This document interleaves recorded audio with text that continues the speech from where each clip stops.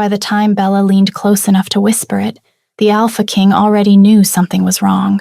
She could feel it in the way his pulse stuttered beneath her palm, in the way the great hall seemed to inhale with them, firelight shivering, banners holding their breath.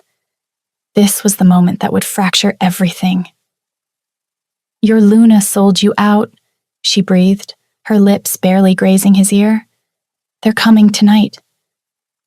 For half a heartbeat, King Nolan Frostborn went utterly still. Around them, the moon vigil celebration continued. Music, laughter, hundreds of wolves drinking and dancing, oblivious to the storm about to break. His hand closed over hers where it rested on his shoulder, firm, grounding, devastatingly intimate. And she realized with a sick twist of irony that this was the closest they'd ever been.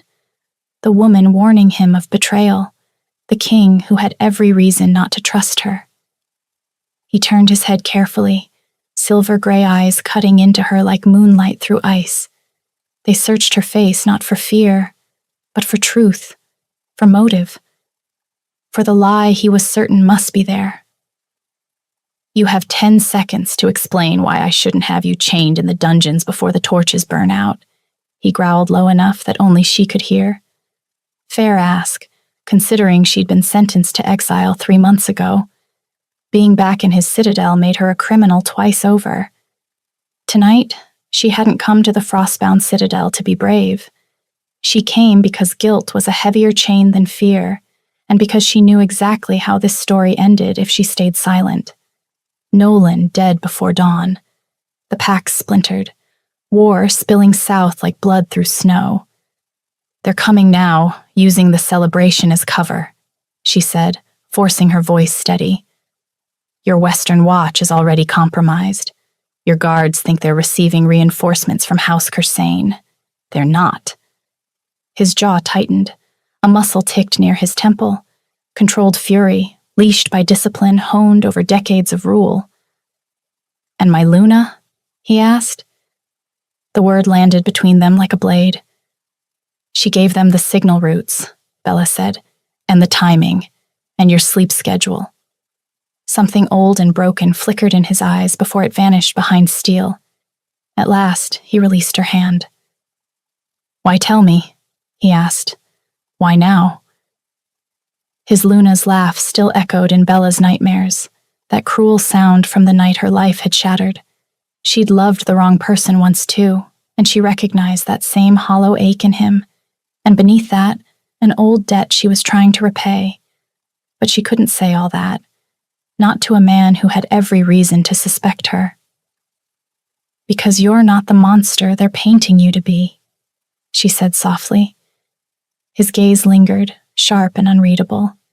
Then somewhere deep beneath the citadel, a horn sounded, low, wrong, and far too early. The hunt had begun, and this time she wasn't sure which of them was prey. Before we continue, please like this video and subscribe. It will make my day. Nolan's hand shot out, catching her wrist before she could step back into the crowd. His grip was iron, his expression carved from winter itself. "You're staying with me," he said. Not a question. A decree. "Why?" "If you're lying, I want you close enough to kill." His thumb pressed against her pulse point, feeling the frantic rhythm there. "If you're telling the truth, you're the only person in this citadel I can trust right now." The irony wasn't lost on her. The last time she was in this hall, she'd been dragged before Luna Cordelia in chains, accused of stealing from her private quarters. A convenient lie? The truth was far more dangerous.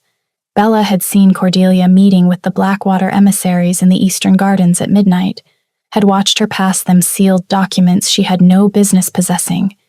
She was naive enough to think telling someone would matter. She'd gone to Casper first, her fiancé, the man she'd thought would protect her. He'd held her face in his hands and promised he'd handle it. "Let me talk to the Luna," he'd said. "I'll make sure you're safe." 2 hours later, she was in chains. Cordelia had smiled when the guards hauled Bella before the council. "Such a shame," she'd said. her voice dripping false sympathy. Her gaze raked over Bella with casual cruelty.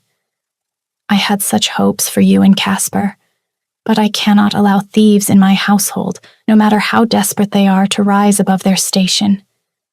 Casper had stood 3 feet away, silent. When Cordelia offered him a choice, denounce Bella publicly or lose his position in the guard, he'd chosen his career without hesitation. I cannot be mated to a thief, he'd announced, and the bond between them, thin and unfinished as it was, had snapped like thread. The pain had been exquisite. She'd been banished that night with nothing but shame and the clothes on her back, but she hadn't left. She'd circled back to the servants' entrance, begged the head cook for work under a false name. For 3 months, she'd scrubbed floors and changed linens and made herself invisible while she watched. Confirmed what she'd suspected. Cordelia wasn't just ambitious.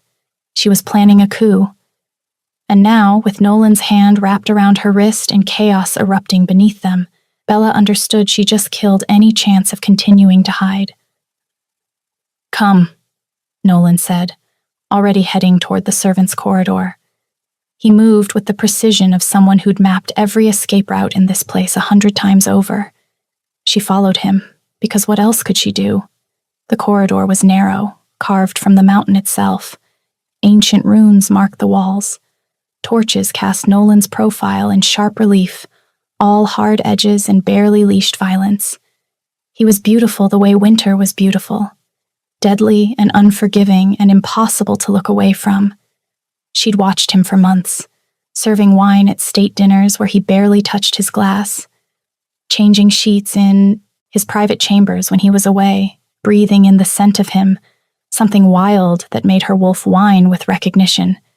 She knew he took his coffee black, that he read military treatises before bed, that he sometimes stood at his window for hours, staring at the northern mountains like they held answers he couldn't find. She knew far too much about him, yet he knew nothing about her. The Western Watch, he said without slowing. How compromised. Captain Valen took a bribe 3 weeks ago. Gold and a promise of land in the Southern Territories once the coup succeeds. Her wolf stirred uneasily. Speaking treason aloud felt like swallowing glass. He's reassigned the most loyal guards to night patrols on the eastern border. The ones left are either bought or incompetent. And you know this how? Because people don't see servants, Bella said. Luna Cordelia keeps correspondence in a locked drawer in her vanity. She doesn't realize the lock is broken. He cut her a glance, something sharp and assessing in those pale eyes. You've been here, in the Citadel. Yes. After you were banished? Yes. That's punishable by death. So is treason, she said. At least my crime has a purpose. His mouth curved slightly, not quite a smile, something darker, more dangerous. You're either the bravest person I've ever met or the most reckless. Can't I be both? This time he did smile, brief and devastating, and something in her chest cracked open at the sight of it. They rounded a corner and nearly collided with a guard sprinting in the opposite direction.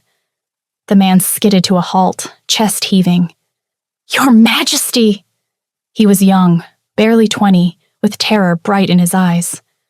The Western Gates, they're under attack. Captain Valen is missing. We need— I know, Nolan cut him off. Sound the secondary alarm. Get everyone to the inner keep. No one goes near the western halls. And find Commander Sylvain. Tell her to secure the armory before they reach it. But Luna Cordelia is exactly where she needs to be, Nolan said, and the finality in his voice made the guard pale. Go. The man fled. Bella's heart hammered against her ribs. Where are we going? Somewhere we can see the whole board, he said. They climbed a spiral staircase, the sounds of battle growing louder below, shouts, the clash of steel, the bone-deep howl of wolves engaging in combat. Her own wolf pressed against her skin, caught between the instinct to fight and the terror of what fighting actually meant. She'd never killed anyone, never even drawn blood in anger.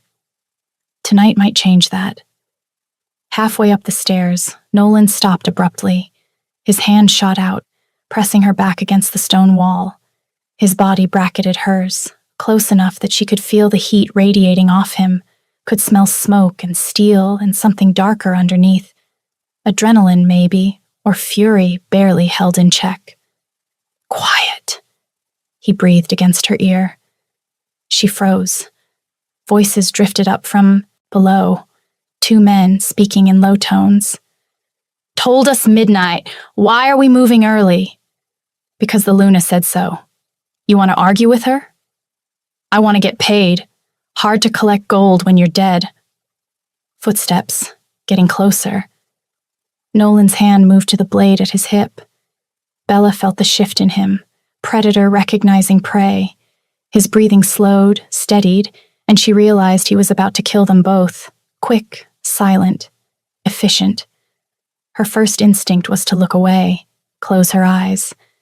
Instead, she watched with quiet horror. The first man rounded the corner and died before he could draw breath to scream. Nolan moved like water, like shadow, the blade opening the mercenary's throat in a single precise cut. The second man managed to pull his sword, but Nolan was already inside his guard, driving a dagger up under his ribs and into his heart. Both bodies dropped within seconds of each other. Nolan cleaned his blades on one of their cloaks, expression distant. When he looked up and found Bella staring, something flickered across his face. Not quite shame, but close. "I'm sorry you had to see that," he said quietly. "Don't be." Her voice came out steadier than she expected. "They were here to kill you. Still." He stopped, studying her face. "You're not afraid of me." It wasn't a question, but she answered anyway. "No." "Why not?" Because 5 years ago, he'd shown her family mercy when he didn't have to, a kindness she'd never forgotten. And in the months since she'd returned, she'd seen him spare a servant who'd accidentally broken a priceless vase, watched him sit for hours with a dying soldier's family, and heard him laugh with genuine warmth exactly twice. She'd also seen the careful distance he kept from his Luna, the way they never touched unless protocol demanded it, the way his expression went carefully blank whenever Cordelia entered a room. Whatever bound them together, it wasn't love. It was duty. And duty could be just as suffocating as chains. Finally, Bella spoke up. "Violence in defense of your people isn't the same as cruelty, and I know the difference." Something raw and unguarded moved through his eyes. He stepped closer, and she could feel the heat of him, the barely contained energy that thrummed beneath his skin. His hand came up, hovering near her face but not quite touching, like he was giving her a chance to pull away. She didn't. The moment stretched between them, loaded with possibility and danger, and the kind of want that could burn down kingdoms. She could feel his heartbeat, could see the war playing out behind his eyes. Duty versus desire, logic versus the raw pull of whatever this was building between them. Then the citadel shuddered. An explosion, somewhere below. The floor trembled beneath their feet. Dust rained from the ceiling. Nolan pulled back, the mask of the king slamming down over the man. "We need to move. Now." They ran. The war room was in the eastern tower, 3 floors up and accessible through a series of interconnected chambers that would slow any attackers. Nolan navigated them with practiced ease, and Bella realized he'd designed these defenses himself. Every corner, every doorway, calculated, strategic. They burst into a circular chamber lined with maps and weapon racks. 3 people were already there, an older man with silver threading his dark hair and scars crossing his weathered face. Commander Davith, Bella realized, the king's military advisor. A woman in battle leathers who moved with a warrior's grace. Sylvain, his second. And Bella's stomach dropped. Cordelia stood by the windows, her sapphire gown pristine, her face a perfect mask of concern. When she saw Bella, something venomous flashed in her eyes before disappearing behind false confusion. "Nolan," Cordelia breathed, moving toward him with practiced grace. Thank God, I heard the alarm. What's happening? Are we under attack? We are, Nolan said evenly, not moving to meet her. The Western Watch has been compromised.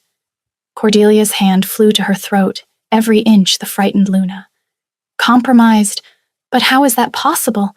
Captain Valen is one of our most loyal— Valen is a traitor, Nolan said flatly, bought and paid for by our enemies. The temperature in the room dropped 10 degrees. Cordelia's perfect composure flickered. Who told you this? What proof do you have?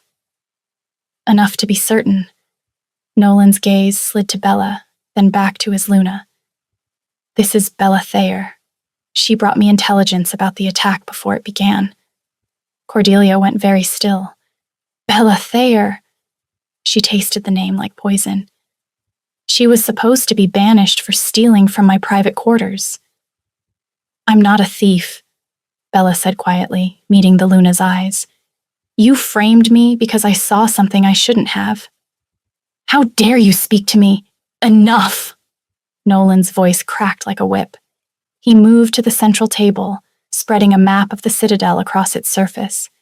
His movements were controlled, precise, but Bella could see the tension in his shoulders, the way his jaw clenched. We don't have time for this. Bella, show me exactly what you know. She stepped forward, hyper-aware of Cordelia's glare burning into her back, of Sylvain and Davith watching this play out with varying degrees of suspicion. The map was detailed, showing not just the citadel but the surrounding forest, the network of caves beneath, the hidden escape routes. Her hands shook as she pointed to the western gates. They'll breach here first. Valen left a gap in the patrol rotation, 2 minutes where the gates are unwatched. The Blackwater forces came through disguised as reinforcements from House Cursane. Came through? Sylvain asked sharply. Past tense? They're already inside, Bella confirmed. The attack was supposed to happen at midnight, but they moved early. Someone must have— She stopped. Realization hit like ice water. Cordelia had seen her whispering to Nolan. She must have sent word immediately, moving the attack up before Nolan could prepare defenses. Cordelia smiled thinly. Go on. Finish your theory. Bella's wolf snarled in her chest. Once inside, they'll split into 3 groups. She traced lines on the map, forcing her voice steady. 1 to secure the armory, 1 to the royal chambers, and 1 here, to the war room. To kill me, Nolan finished, his expression glacial. Yes. Cordelia laughed, the sound brittle and wrong. And we're supposed to believe this? She's a disgraced Omega with every reason to cause chaos. For all we know, she's working with the attackers. This could all be a ploy to— Nolan turned to face his Luna. Then explain how she knew about the attack before our own scouts reported it. Explain how she knew Valen was compromised when even I didn't suspect him. Explain how every detail she's given me so far has been accurate. Cordelia's smile didn't waver, but something cold flickered in her eyes. Perhaps she has allies feeding her information. Perhaps she's more connected than she appears. Or perhaps, Bella said, meeting Cordelia's gaze, I've been watching you. I know about your meetings with the Blackwater emissaries in the Eastern Gardens. I know about the letters you've been sending, sealed with your private mark. I know you promised them access to the northern trade routes in exchange for 3 territories to rule as your own. The room fell silent. Davith swore softly. Sylvain's hand moved to her sword. Cordelia's mask cracked for a moment. You're insane. Nolan, she's clearly— Is she? Nolan moved around the table with predatory grace. Each step was measured, controlled, but Bella could see the fury beneath. Everything she said has been true so far. The attack came when she warned it would. Valen was exactly where she said he'd be. He stopped in front of Cordelia, and the air between them crackled with tension. Tell me she's wrong. Tell me you haven't been meeting with our enemies." "Of course I haven't. Don't lie to me, Cordelia." And just like that, her composure shattered like glass. "You want truth? Fine." Her voice turned sharp, bitter. "Yes, I met with them. Yes, I've been planning, because you gave me no choice." Bella's breath caught. Davith moved to block the door. Sylvain drew her sword. Nolan went utterly still. "Explain." "You married me because the council demanded it," Cordelia spat. "After your father died, they needed you to take a Luna with the right bloodline, the right connections.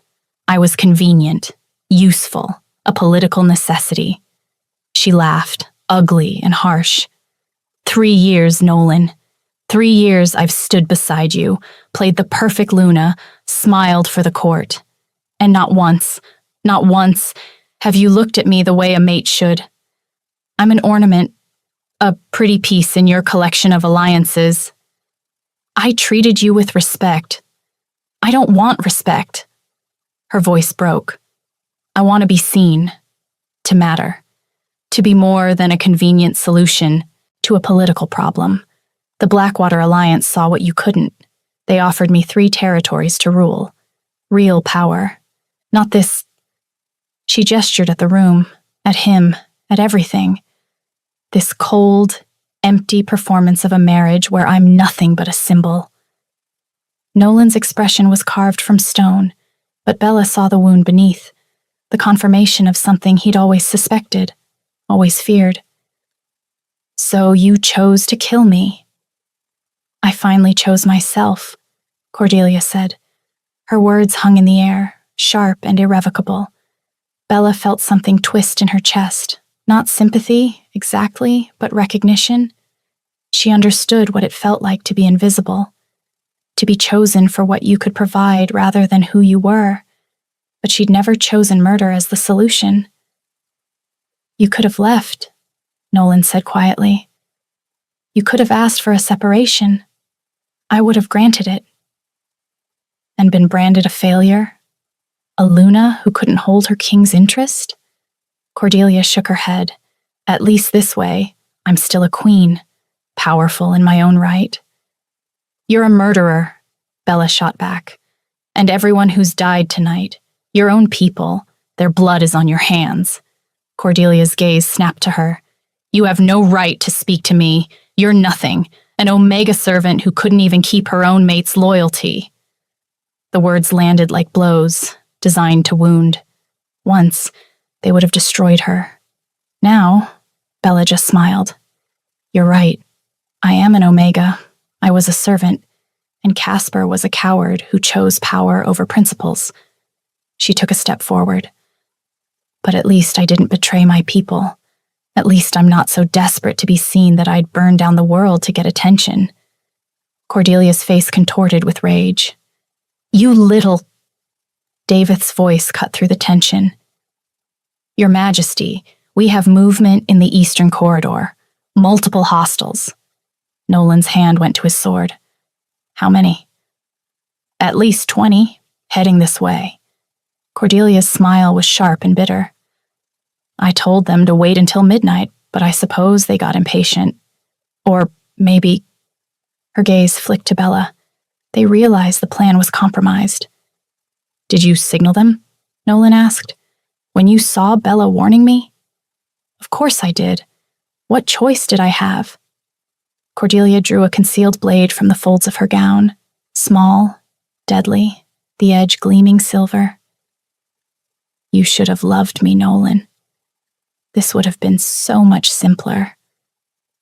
She moved fast, faster than Bella expected, lunging for Nolan with the blade aimed at his throat. But Bella was even faster. She didn't think, didn't hesitate. Her body reacted on pure instinct, throwing herself between them as silver flashed in the torchlight. Pain exploded across her shoulder, white-hot and consuming. The blade had been meant for Nolan's neck. Instead, it caught her just below the collarbone, slicing deep. She gasped, stumbling, and Nolan caught her before she could fall.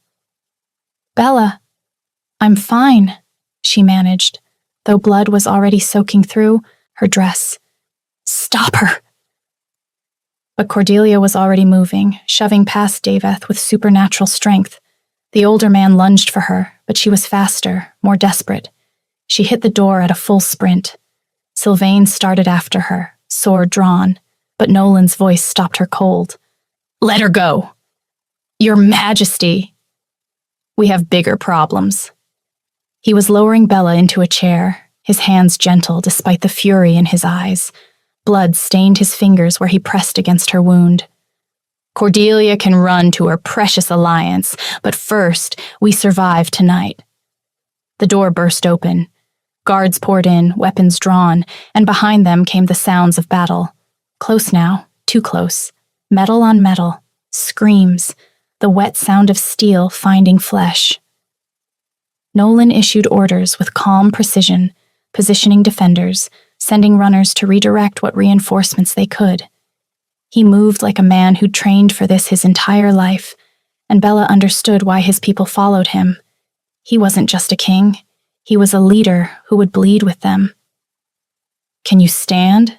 he asked her, ripping fabric from his own shirt to bind her shoulder. "Yes." "Can you fight?" She thought of her past 3 months spent invisible and afraid, watching the world move around her like she didn't exist. "Yes," she said. He handed her a dagger from his belt. Their fingers brushed, and she felt the shock of it down to her bones. That same electric awareness from earlier, magnified by adrenaline and shared danger and the raw understanding that they might both die tonight. "Stay close to me," he said, holding her gaze. "I'm not losing you." His words were practical, strategic, but the way he looked at her when he said them was anything but. They moved as one into the corridor. The battle was chaos. Wolves in both forms, blood on ancient stone, the acrid smell of smoke beginning to curl through the air. Someone had set fires in the lower levels. Bella fought beside Nolan, her movements clumsy at first, but improving with desperation. She'd never been trained for combat, but survival was a brutal teacher. When a Blackwater soldier came at her with a sword, she ducked under his guard and drove her dagger into his side. The blade scraped bone. He went down screaming. She'd just killed someone.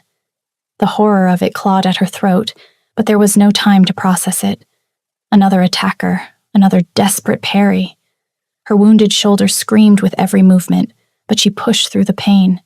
Stopping meant dying, and she wasn't done yet. Nolan was a storm beside her. Lethal, precise, cutting through enemies like they were nothing. But even he couldn't be everywhere at once. A mercenary got past his guard, blade aimed for his back. Bella saw it happening, saw the angle, saw the killing blow about to land. She threw herself forward, her dagger finding the mercenary's throat before he could complete the strike. Blood sprayed hot across her face. Nolan spun, saw what she'd done, and something fierce and possessive flashed in his eyes. "Thank you." They fought their way through corridors slick with blood, past bodies of people Bella had served meals to just hours ago. The citadel was beautiful, all carved stone and ancient tapestries and centuries of history. Now it was a slaughterhouse. They were losing. Badly.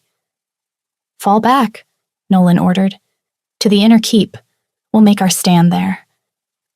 They retreated in stages, fighting every step. Bella's entire body was one massive ache, blood loss making her vision swim. But she kept moving, kept fighting. They reached the inner keep, a fortified tower at the citadel's heart. Nolan's remaining forces flooded in behind them. 20 wolves, maybe less. The rest were dead, captured, or scattered. They barricaded the doors with whatever they could find. The fires below were spreading. They could feel the heat through the floor, could see smoke beginning to curl under the door frame. "How long can we hold?" Sylvain asked, breathing hard. Blood matted her dark hair, but she was still standing. "Until dawn," Nolan said. "Reinforcements will come from the eastern garrison at first light. We just have to survive until then." 6 hours. They had to last 6 hours against superior numbers, with dwindling supplies and a fire spreading beneath them. Bella sank against the wall, her legs finally giving out. Nolan was beside her immediately, checking her wound with hands that were surprisingly gentle for someone who'd just cut down a dozen enemies. "It's deep," he said quietly, his jaw tight. "You need a healer." "Add it to the list." She tried to smile. "Right after, don't die and survive until morning." He didn't smile back. Instead, he touched her face, tilting her chin up so she had to meet his eyes. The firelight caught in them, turning silver to gold, and she could see everything he was feeling. Fear, fury, something raw and unguarded that made her breath catch. "Why did you come back?" he asked. "You could have disappeared, built a life somewhere else. Why risk it all to warn me?" "Because I couldn't live with myself if I didn't," she said. "Because 5 years ago, my father died and left our family drowning in debt. You forgave it. You probably don't even remember. It was one decision among thousands, but my mother survived that winter because of you." Her voice dropped. "And because I've spent 3 months watching you, learning you, everything I saw told me you were worth saving." His thumb traced her jaw, achingly slow. "A debt, then. You came back to repay a debt." "I came back because of a debt," she admitted. "I stayed because of you." Something raw moved through his expression. "I've spent my whole life surrounded by people who wanted something from me. Power, favor, access. You've already repaid whatever you think you owe. So what do you want now?" "I want you to live," Bella whispered. The words hung between them, intimate despite the chaos, raging outside their barricade. His gaze dropped to her mouth, and she felt the hunger in it, raw and barely leashed. "Bella!" An explosion rocked the tower. Stone dust rained from the ceiling. Someone shouted that the doors wouldn't hold much longer, that the fires were climbing, that they needed to evacuate or they'd all burn. Nolan pulled back, but his hand found hers in the smoke and darkness, squeezed once, and held on. "We're going to survive this," he said. "And when we do, you and I are going to have a very long conversation." "About?" His smile was knife-sharp and devastating. "Everything." The doors broke an hour before dawn. They came in waves, Blackwater soldiers, mercenaries, rogues drawn by gold and the promise of chaos. Nolan's forces fought like cornered wolves, because that's exactly what they were. Desperate, outnumbered, but refusing to yield. Bella's dagger had long since broken. She fought with a sword now, taken from a fallen guard. Her shoulder was agony, every movement sending lightning through her nerves, but she pushed through it. Her wolf surged beneath her skin, lending her strength she shouldn't have had. Someone grabbed her from behind. She threw her head back, felt the satisfying crunch of a broken nose, twisted free, and drove her blade home. The body dropped, and she was already moving to the next threat. She'd become something different tonight, something harder, sharper. Through the chaos, she caught glimpses of Nolan, always moving, always fighting, his presence an anchor in the storm. Once, their eyes met across the carnage, and she saw her own desperation reflected back at her. They were losing, but they were going to go down fighting. Then, cutting through the sounds of battle like salvation itself, a horn rang out. Different from before. Higher. Clearer. The Eastern garrison. The reinforcements had arrived. The Blackwater forces faltered, caught between Nolan's desperate defenders and the fresh troops flooding into the citadel. What had been a siege became a rout in minutes. The invaders broke, fleeing into the forest or throwing down their weapons in surrender. By the time the sun crested the mountains, painting the snow gold and red, it was over. Bella stood in the war room, returned to it somehow, though she couldn't remember climbing the stairs. Her entire body shook with exhaustion and shock. Around her, people moved with grim purpose, securing the citadel, tending wounds, counting the dead. Nolan appeared in the doorway, and relief crashed through her so violently her knees nearly buckled. He was covered in blood and soot, and God knew what else, but he was alive, whole.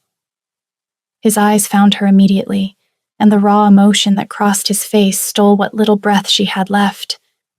"You're alive," he said hoarsely. "So are you." He crossed the room and pulled her into his arms. She should have stepped back, should have maintained distance, remembered her place, protected herself from more heartbreak. But she was exhausted, of pretending, of being invisible, of denying what she felt. So she let herself lean into him, let herself take comfort in his warmth, in the way his hand curved around the back of her head like she mattered. "You saved my life," he murmured against her hair, "multiple times." "Who's counting?" "I am." He pulled back just enough to look at her, his hands coming up to frame her face. "You jumped in front of a blade for me. You fought beside me. I did what anyone would do." "Anyone?" He let out a sharp, disbelieving laugh. "Bella, 43 people knew about this attack. 43 conspirators. You know how many warned me? One. You." His voice dropped. "You warned me when silence would have been safer. You—" He shook his head, something raw flickering across his face. "You saw me, and somehow decided I was worth saving." Tears burned behind her eyes. "You are. You're worth—" He kissed her, or she kissed him. It didn't matter who moved first. What mattered was the way he responded, fierce and hungry and almost desperate, like he'd been holding back for longer than just tonight. His mouth was hot and claiming, his hands anchoring her close, and she felt something inside her chest crack open, some wall she'd built to survive. When they finally broke apart, both breathing hard, his thumb traced circles on her jaw. "Cordelia escaped," he said quietly. "We found Casper among the prisoners. He tried to run when he saw the garrison coming." "I don't care about Casper," she said, and realized with startling clarity that it was true. "He doesn't matter anymore. He never really did." "No," Nolan agreed, his gaze searching hers. "He doesn't."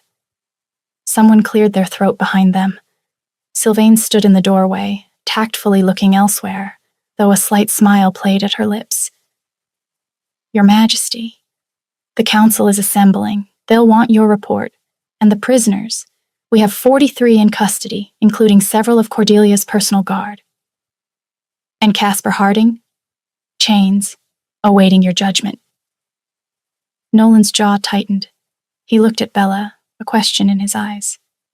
"Banishment," she said softly. "Give him the same mercy he showed me. Let him survive on his own and see how long his principles last." Something like pride flickered across Nolan's face. "Banishment," he told Sylvain. "Strip him of rank and title. He has until sunset to be beyond our borders." Sylvain nodded and disappeared. Nolan turned back to Bella, his expression turning serious. "We need to talk about what happens next. You can't go back to the kitchens, even if you wanted to, which I desperately hope you don't. It's not safe. Cordelia still has allies, people who might blame you for exposing her."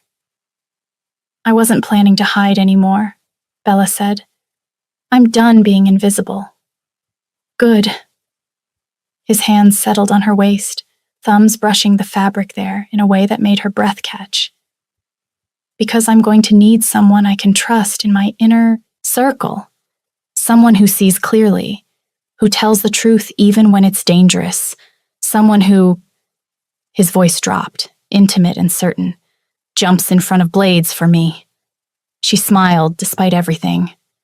"That's a low bar for employment." "Then let me raise it." He pulled her closer until their bodies were flush. "Stay with me, Bella. Not as a servant, not as someone hiding. Stay as—" He hesitated, and she saw vulnerability flash across his face. "As whatever this is between us. Let me figure it out with you." Her heart stuttered.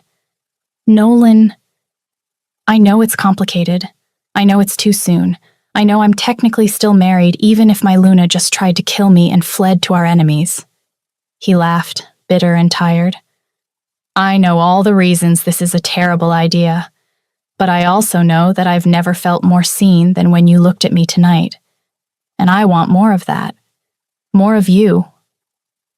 Her mind raced through all the ways this could go catastrophically wrong, but she'd spent years being careful, being convenient, making herself smaller so others could feel bigger. Look where that had gotten her. "Okay," she said. "Okay? Okay." She kissed him again, softer this time. "But I'm keeping the dagger, and the sword, and probably several other weapons." He grinned, and it transformed his entire face from Winter King to someone younger, lighter, almost boyish. "I wouldn't expect anything less." 3 weeks passed like fever dreams. The citadel was cleaned, repaired, reinforced with new wards and additional guards. The traitors faced judgment, some executed, some imprisoned, some banished depending on their level of involvement. Caspar left at sunset on the day of his sentencing. Bella watched from the battlements as he passed through the gates, head down, shoulders hunched. Once, she might have felt something. Pity, maybe. Regret. Now she felt nothing but relief that she'd escaped a life with someone who crumbled the moment his comfort was threatened. Cordelia remained at large, vanished into the southern territories with whatever remained of her failed alliance. There would be consequences for that. Political complications, possible border conflicts, years of diplomatic headaches. But for now, there was peace. Or at least the fragile beginning of it. Bella had been given chambers in the eastern wing, beautiful rooms with mountain views and a fireplace large enough to stand in. She had new clothes, new weapons, a formal position as Nolan's advisor on internal security. She attended strategy meetings now, sat at tables where decisions that shaped kingdoms were made. People listened when she spoke, not because of her rank or bloodline, but because she'd earned it. She and Nolan circled each other like wary wolves, drawn together by shared trauma and undeniable attraction, but both too scarred to rush headlong into anything. They took meals together, walked the battlements at dawn, spent hours in the war room discussing everything from border, defenses to trade agreements to the best way to brew coffee. She learned he had a wicked sense of humor that he rarely showed, that he played chess with vicious strategic brilliance, that he'd wanted to be a scholar before his father died, and duty demanded he become a warrior king instead. He learned she could curse in 3 languages, that she had an unexpected talent for reading people, that she'd once dreamed of opening a bookshop in a quiet village somewhere before life had other plans. They learned each other slowly, carefully, like people who'd both been burned learning to trust heat again.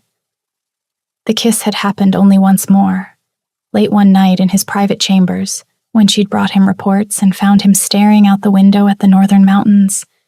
He'd turned, seen her watching, and crossed the room with predatory intent. That kiss had been different, slower, deeper, full of promise and possibility, and the kind of want that could build slowly into something that lasted. They'd pulled apart, breathing hard. "I need time," he'd said quietly, "to end my marriage properly, to make sure this," his hand had gestured between them, "is built on solid ground, not just shared trauma and proximity." "I understand," she'd whispered back. "I need time to figure out who I am when I'm not hiding, to be sure this is real and not just us clinging to the first person who saw us clearly." "Yes." He'd smiled then, sad and understanding. "We're a mess, aren't we?" "Absolutely, but at least we're honest about it." Now, standing on the battlements at dawn with winter wind cutting through her cloak, Bella watched the sun paint the mountains gold and wondered what came next. Footsteps approached. She didn't turn. She knew his walk by now, could identify him by sound alone. Nolan joined her at the wall, 2 cups of coffee in his hands. He passed her one, black with a hint of honey, exactly how she preferred, and they stood in comfortable silence. "The council met yesterday," he said eventually. "They want me to formally dissolve my marriage to Cordelia and choose a new Luna, for stability, for continuity of the bloodline." Her stomach clenched. "What did you tell them?" "That I'd consider candidates in a year, maybe 2. He glanced at her, something warm and dangerous in his eyes. "I'm not in a hurry." "No?" "No." He set down his coffee and turned to face her fully. "I've spent enough of my life doing what's strategic, what serves the kingdom at the expense of everything else. Maybe it's time I do what I actually want." "And what do you want?" "You," he said simply. "However long it takes, however complicated it gets. I want you, Bella Thayer." The Bella from months ago was set on building walls high enough that no one could hurt her again. But Nolan wasn't Casper. And this, whatever was building between them, wasn't about safety or convenience. It wasn't settling. It was choosing, eyes wide open, knowing the risk and deciding he was worth it anyway.